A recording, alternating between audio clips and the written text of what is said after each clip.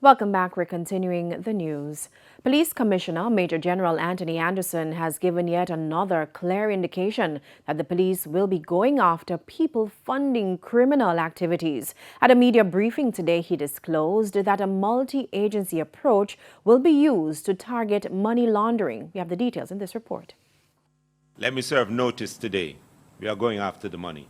Major General Anthony Anderson providing details on yet another component of law enforcement's push to address the country's crime problem. Criminals we are dealing with are not poor, unattached youth who are hungry and destitute. Far from it. These are men and women who have made a conscious decision to pursue a life of crime and violence.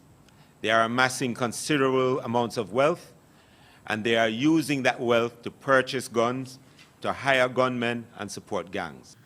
It's just one of the reasons why the FID, MOCA, and Jamaica Customs will be strengthening their partnership in the days ahead. The partnership, along with the Proceeds of Crime Act, POCA, which provides for the investigation, identification, and recovery of the proceeds of crime and connected matters, are expected to bring results. Law enforcement agencies must focus on the money.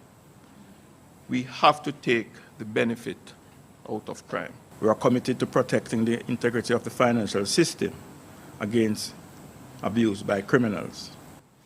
This is just the beginning. Now, through the collaborative efforts of the police working with the FID, Customs, and MOCA, you will see more assets seized.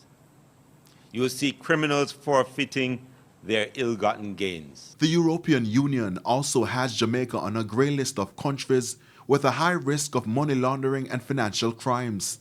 The FID has expressed optimism that the country will be removed from the list. But with criminals using the country's borders as a transnational route, this warning from Commissioner of Customs Velma Ricketts-Walker.